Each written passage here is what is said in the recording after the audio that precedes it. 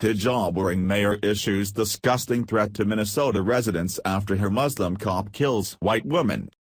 Over the weekend, a Somali Muslim cop was dispatched to the residence of Minneapolis woman Justine Damon, who had placed a call for help after witnessing an assault in her neighborhood. But rather than helping Justine's frantic help for assistance, Officer Mohammed Nur removed his body cam and shot the woman in cold blood from his patrol car window. As the community of Minnesota demands answers and Nur refuses to answer any questions from law enforcement over the incident, Minnesota's hijab-wearing mayor has just issued a disgusting threat to the very people who elected her into office, proving once again that Mayor Betsy Hodges is nothing more than a domestic terrorist and an enemy to the United States of America. If you're not adequately familiar with the disgusting antics of Mayor Betsy Hodges, here's a quick recap. This Muslim-loving idiot has been instrumental in transforming the city of Minneapolis into a Sharia swamp ever since she got elected, where her eagerness to flood her city with Somali migrants has completely devastated the once thriving American city.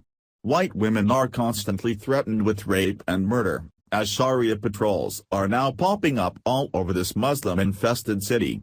To make matters even worse for residents, Hodges recently set up an anti-blasphemy hotline in the city, so Muslim migrants could call in and report on any person harassing them, or speaking negatively about Islam. Now, in the wake of one of her precious Muslim refugees murdering Justine Damon, Hodges has now done the unthinkable to the grieving community, by issuing a vile and disgusting threat against anyone exhibiting signs of Islamophobia following the unbelievable murder.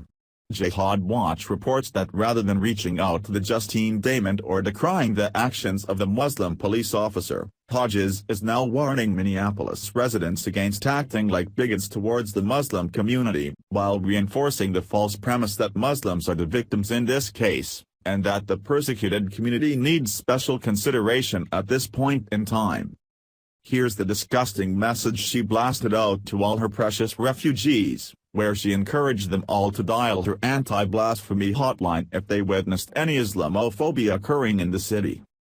To the Somali community, I want you to know that you are a valued and appreciated part of Minneapolis. I stand with you and support you. The strength and beauty of the Somali and East African communities are a vital part of what makes Minneapolis so strong and beautiful. I am grateful to be your neighbor. We cannot compound that tragedy by turning to racism, xenophobia, and Islamophobia. It is unjust and ridiculous to assert that an entire community be held responsible for the actions of one person. That will not be tolerated in Minneapolis. If you are experiencing discrimination, you can file a complaint at www.minneapolism.gov web link. This is absolutely disgusting that the first priority on Mayor Hodges' agenda is making sure her precious Muslims don't feel discriminated against, while making it out like they are the freaking victims in this case. But this really shouldn't come as much of a surprise considering that Hodges was instrumental in getting Mohammed Nur a job as a cop in the first place.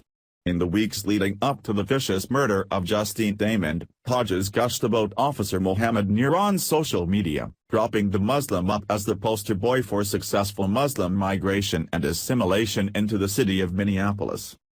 I want to take a moment to recognize Officer Mohammed Nur, the newest Somali officer in the Minneapolis Police Department, she said on Facebook. Officer Nur has been assigned to the 5th Precinct, where his arrival has been highly celebrated, particularly by the Somali community in and around Carmel Mall. What's even more vile is the fact that due to the political correctness atmosphere that Hodges created by silencing Minneapolis residents from being able to speak out against Muslims and Islam with her anti-blasphemy hotline, Nur was able to stay on the police force even after brutally assaulting and battering a white woman back in May. The injuries were so bad that the unnamed white woman ended up suing Nur for the permanent injuries that he caused her.